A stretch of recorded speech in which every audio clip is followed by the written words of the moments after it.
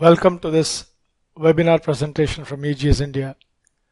Today's presentation, as a part of the technology series, is Digital Transformation, Apqp at your fingertips. We hope you enjoy this presentation.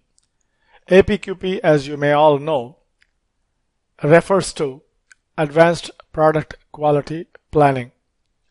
This Apqp has been in existence for quite some time now. With the advent of Iatf 16949 in 2016, Apqp process has become more important and relevant to organizations across the world, especially if they are seeking reductions in cost, time, and quality. Three aspects or attributes decide the profitability of a product or the success of a product. They are cost, time, and quality. The Apqp process per se focuses on these three as important goals so that companies not only can be competitive but also stay profitable. Apqp typically comes from the automotive industry, and it is needed there because of the complexity of the products and of the complicated supply chain. Timing and quality are everything in any business, not necessarily with the automotive alone. Hence, the Apqp process has been adopted by many industries outside of the automotive, and it's gaining acceptance across many vertical segments of different industrial applications. Today's presentation is going to be on Apqp and how to empower companies with information at your fingertips so that decisions can be made in an informed manner. We hope you enjoy this presentation. The agenda of the presentation is an overview of the Apqp process, new requirements in the Iatf 16949 that has come into focus in 2016, the Apqp process by example, audit automation, and summary. For people who are new to EGS India, our vision is engineering development through effective partnership, imparting leading-edge technology training and development, problem solving and new product development through consulting services, and providing software solutions and technology support is our mission. We have 4 offices, 2 in Chennai, India, and 1 in Coimbatore, and 1 in Trichy. We have a training division called Academics out of Chennai. Our business model comprises of 3 segments, namely the engineering services, the software solutions, and the technology training. In engineering services, we work in the area of product design and development, design validation, dimensional management, and value engineering. In software solutions, we partner with Dassault Systems Solidworks Corporation, specifically in promoting their products in terms of usage and technical support, starting with the popular SolidWorks 3D CAD software, simulation tools, the product data management tool, the famous one called as the SolidWorks PDM, and then we have the segment tolerance stack-up analysis and data security toolkits as the portfolio in our software solutions group. We impart leading-edge technology training in the area of computer-aided engineering, geometric dimensioning and tolerance stacks, failure modes and effects analysis, DFM and A, that is design for manufacture and assembly, and popular CAD FEA tool sets. Design, tools, and knowledge are 3 areas that we concentrate upon. Now, coming into the overview of the Apqp process, one can say that it's a structured method of defining and establishing the steps necessary to assure that a product meets the expectations and the manufacturing processes have the capability to consistently meet these requirements. The emphasis is on 2 things, capability and consistency in achieving the goals. So in other words, the goals of Apqp comes into focus, and they start with planning before acting, anticipation and prevention of issues, validation before moving forward, and facilitating communication across the organization for all the stakeholders. The essentials of an Apqp system are it requires a robust management system in terms of processes, data, roles and responsibilities, and continuous improvement in terms of the PDCA cycle, namely plan, do, check, and act, identifying critical path activities, and ensuring adequate resources are deployed to achieve milestones and objectives. This is started with the ISO 9001:2015, where in addition to management accepting or endorsing the quality process as stipulated by the standards, it is important for management to demonstrate the same through availability of adequate resources that are necessary to achieve the milestones and the objectives. As one can see, the Apqp process comprises of 4 different areas, namely planning, product design and development, process design and development, product and process validation, and finally the production. The phases and the main activities are shown here. 4 phases are there at the bottom, namely plan and define the program, product design and development verification, process design and development verification, product and process validation. You can see the similarity between this and the complete launch processes that you see in the industry today. And we would see the inputs and the outputs for each and every one of them. Plan and define program starts with the voice of customer, which includes the market research, historical warranty and quality information, and team experience. Build business planning, marketing strategy, product and process benchmark data, product and process assumptions, product reliability studies, and customer inputs are input for the plan and define program. We need to understand that quality and reliability are 2 eyes of a product, and both needs to be brought into focus in the plan and the definition of the program stage.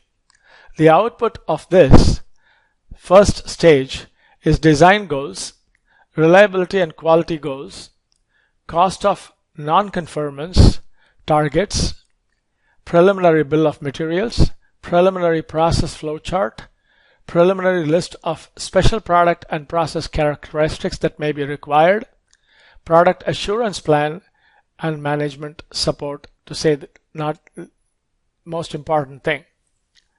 Second phase comprises of the product design and development, namely taking the inputs from the previous process and pushing them through the outputs, namely the DFMEA, or design failure, modes and effects analysis, design for manufacturability and assembly, design verification, design reviews, and then going on to the prototype build control plan, engineering drawings including the math data, engineering specifications, material specifications, drawing, and specification changes. In each and every one of these steps, it's important to note that quality and reliability go hand in hand.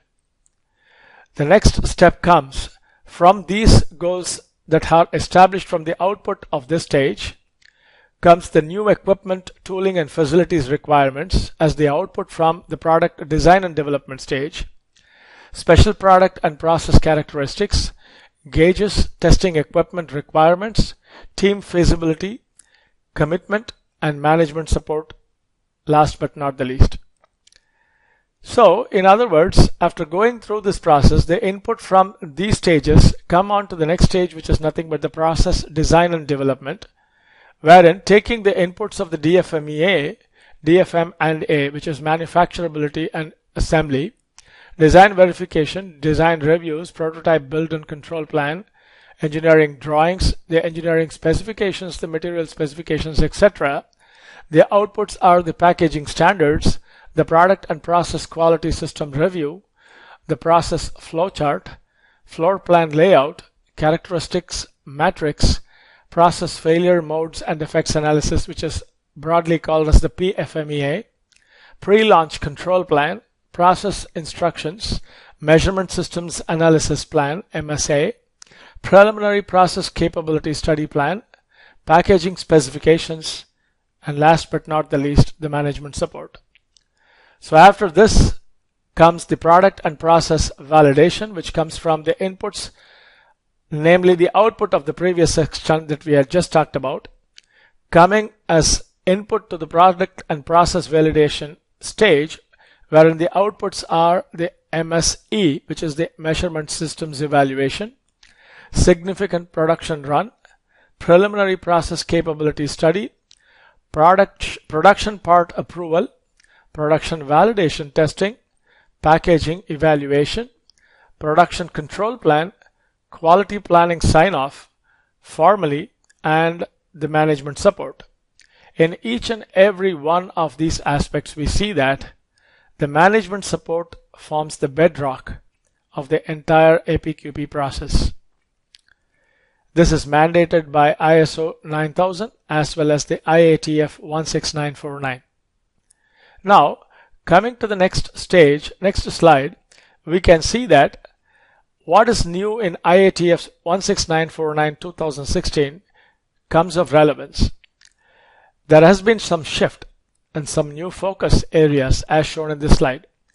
A risk-based thinking approach, integrating customer-specific requirements in quality management systems, product safety, manufacturing feasibility, warranty management, development of product with embedded software.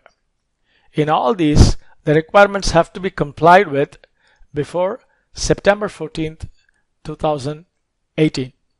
Now, it brings about a very interesting situation, and that is the first things that comes about is the risk-based approach that we need to bring about. In other words, at every one of the stage, it is important to understand that when we are transitioning from Apqp 16949 to the Iatf 16949 2016, these important aspects, namely the risk-based thinking approach, starting with the risk-based thinking approach, we need to put in place processes and checklists. In other words, in risk-based thinking approach, it is identifying and mitigating the risks. It has to be a multidisciplinary approach, full product lifecycle checked from development phase until the product and process approval phase, assessing the manufacturing feasibility, evaluating the design changes after the product approval, control and reacting to the changes, adjusting the internal audit according to the changes frequency, and then conducting contingency planning reviews, identifying and supporting process owners, ensuring customer targets and quality objectives, implementing corporate responsibility initiatives. These make it market safer and more stable products, mitigate risks before manufacturing and the product and process installation, manage the manufacturing process in front of changes, expected and unexpected, and complete supply chain prevented from risk as a result of this work. Next is integrating customer-specific requirements in the QMS. Customer-specific requirements finds use in today's Iatf primarily because a lot of time is spent in taking customer objectives and customer-specific requirements and translating it into measurable specifications. By bringing in focus onto this, the things gone wrong would get eliminated and the things gone right, first time right, would happen. The product safety per se, as we can see it, is the next changed thing. The product should be having performed for its designed intent without causing harm or damages. In other words, beyond function, harm or damage need to be assessed, and this forms the target. This comes from the product safety approach with the documented processes. So obviously it finds itself in the control plan approvals, in the PFMEA, in training organization and client and related processes against product safety requirements, supply chain robustness against product safety requirements.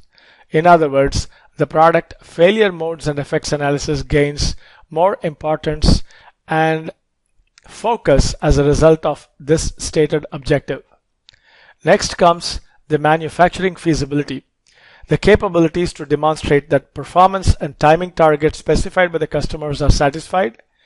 Inclusively in this is the multidisciplinary approach. Manufacturing processes and product design analysis for new product technology and new manufacturing processes. Ability to demonstrate the manufacturing process is at its best state of the art according to the product specifications. Organization must assess their capacity to satisfy customer target in both delivery timing and product performance. An interesting thing which has happened in Iatf 16949 is the introduction of the warranty management and the development of the product with embedded software. In the case of warranty management, it is the capability to provide warranty for the product when requested, addressing it and integrating it to customer special requirements, warranty party analysis procedure to address no trouble found situation and how to validate them, decision making process to be shared and agreed with the customer when applicable forms the part of the warranty management process. The Iatf 16949 standard integrates the necessity to comply with the increase of warranty management importance. This needs to be integrated in organization's approach and be anticipated upon much before complaints start arriving. Last but not the least, the development of parts with embedded software. Today, electromechanical devices are the rule of the day. So the standard has to reflect the challenges proposed by a new driven-by-wire world. More and more devices and equipment are connected to the numerical world. Suppliers need to ensure the robustness of their equipment in terms of reliability, performance, all along the supply chain and lifetime of the products. So the robustness of the product, manufacturing process and supply chain comes under the focus and becomes the target of this review.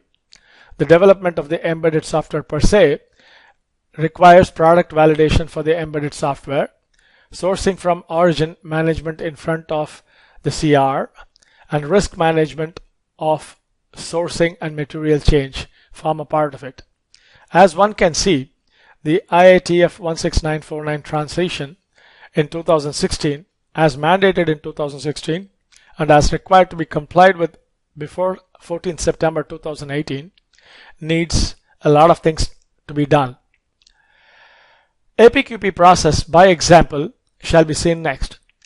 The pressure relief valve that forms the heart of an oil pump system in the automotive application is what is shown over here. It is a pressure relief valve which starts functioning at a particular threshold of pressure with different output characteristics and response according to the RPM of the crankshaft and according to the deliverables that are required on the outlet side of the pump. As can be seen, in an Apqp process, we start with the project initiation, wherein the project information as given by the customer is provided for and the notifications are set up as shown in this slide so that the managers are assigned, the project members are allocated, notifications are specified to users and groups, and the notification comments that needs to be provided so that people can start getting initiated into the project on day one. Plan and define program comes next in the Apqp process. Here, project management becomes the mainstay.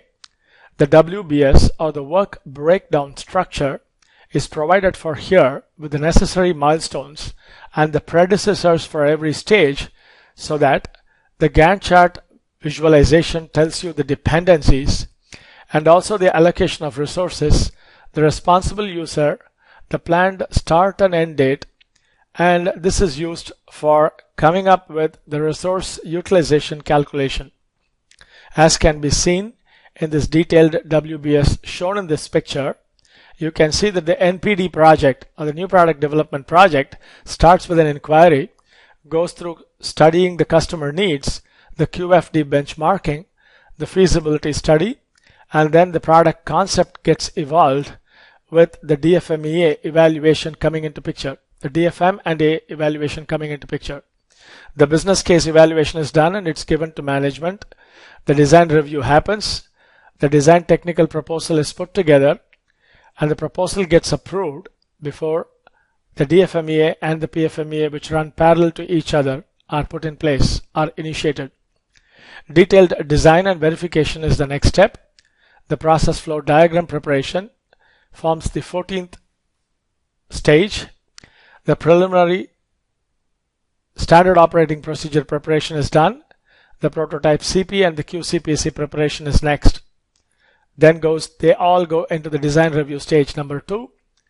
After that, the new parts, tooling and gauge development, prototype preparation, lab testing, customer fitment approval happen.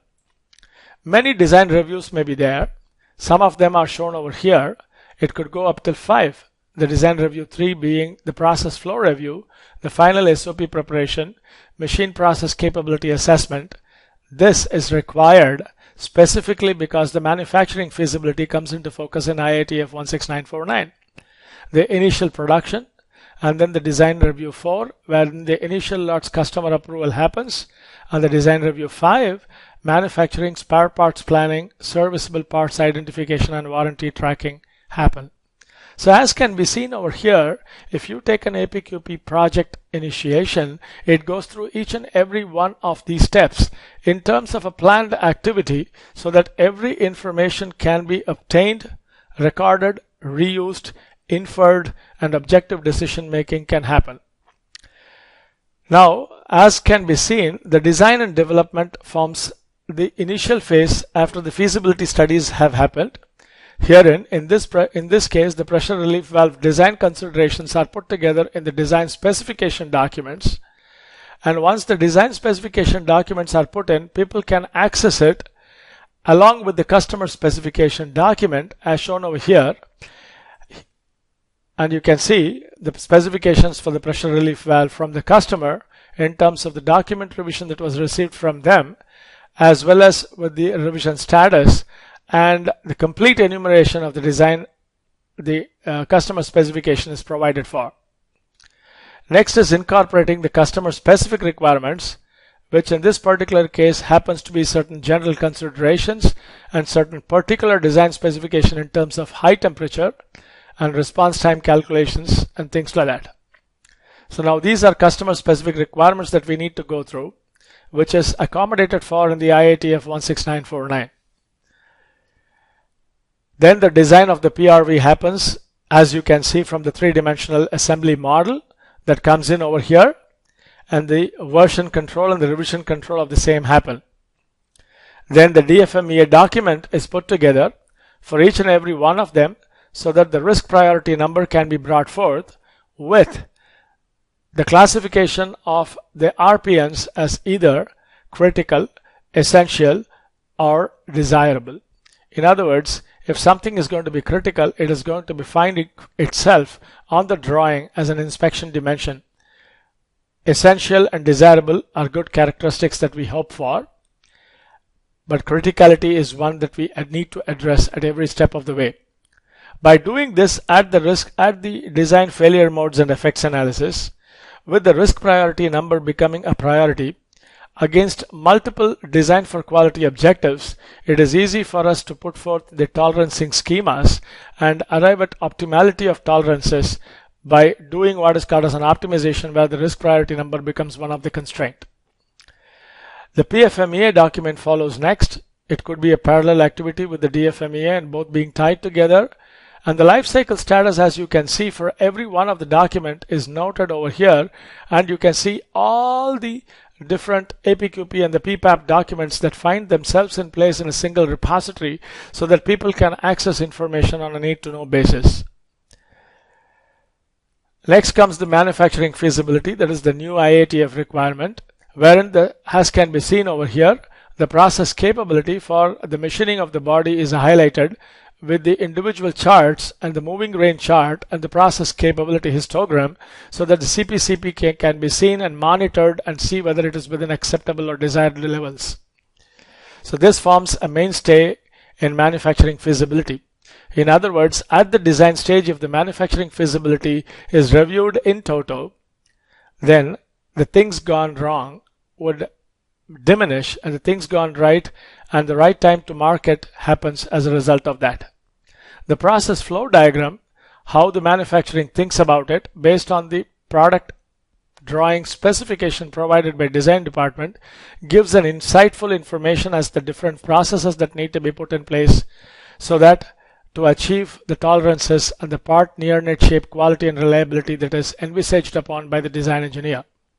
As can be seen over here, each process is a value addition to the system wherein the cost increase is inevitable. Next comes the gauge plan development. As can be seen over here for the body, for the pressure relief valve body, the gauge plan development and the type of chart, the supplier's measurement method, everything is taken care of at the gauge plan development over here. Then comes the control chart reporting.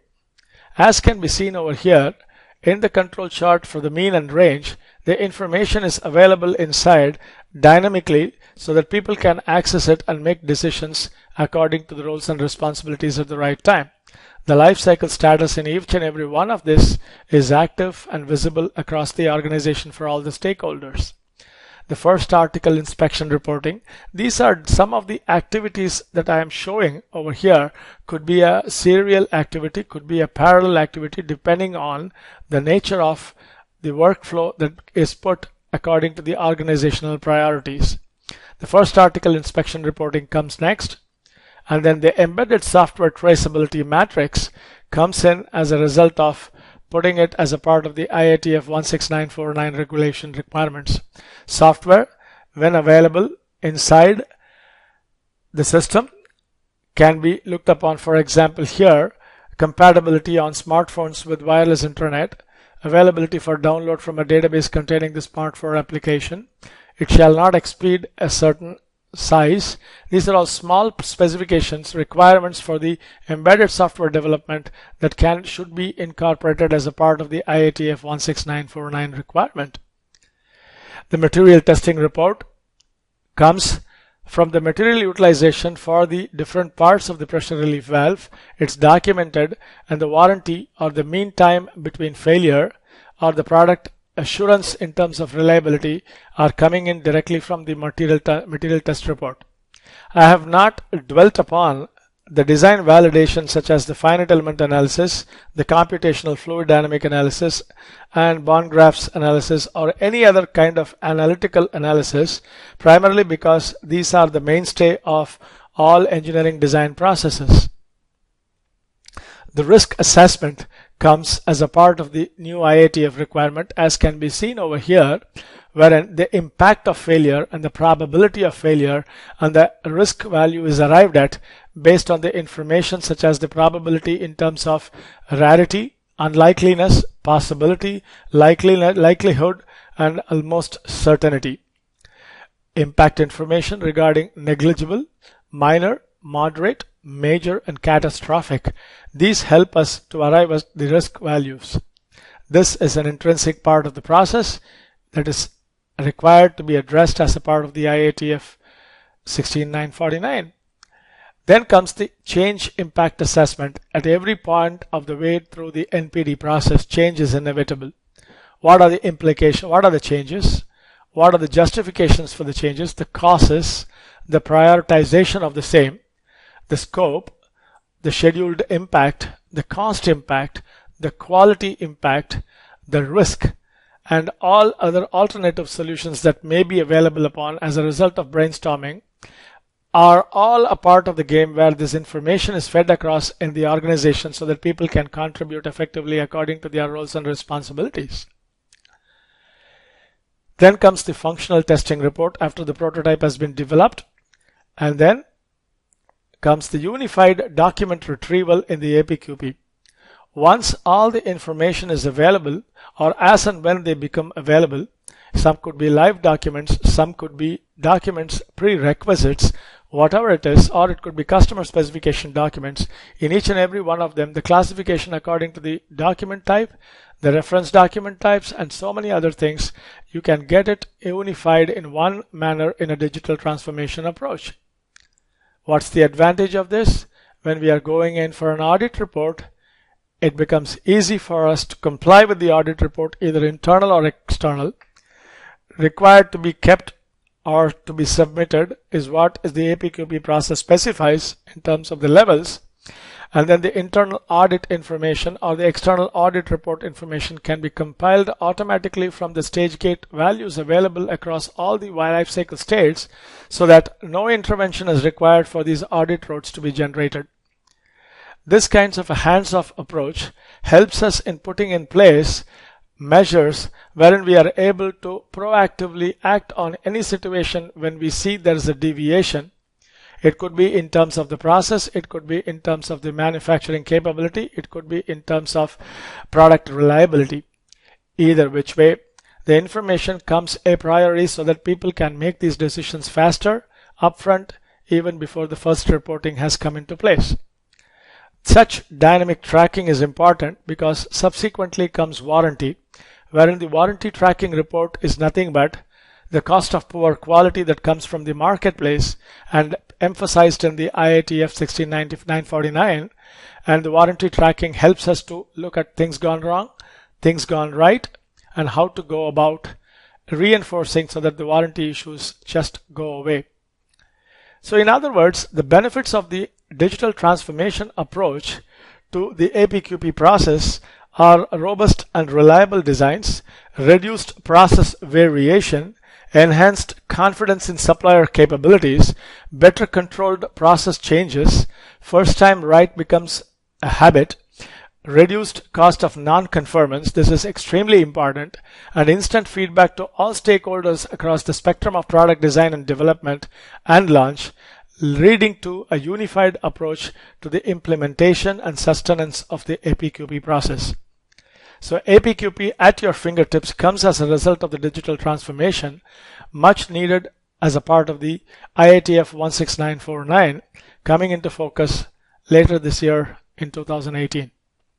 If you have any questions, you may contact us at info@egs.co.in, or you may follow us on Twitter @EGSIndia or @EGS Solidworks, or visit us at www.egsindia.com and leave your comments on the technology series and enroll yourself in other technology series webinars that are conducted every month. We hoped you enjoy this presentation. Looking forward to hearing from you in the event you are interested in our product or services. Thank you.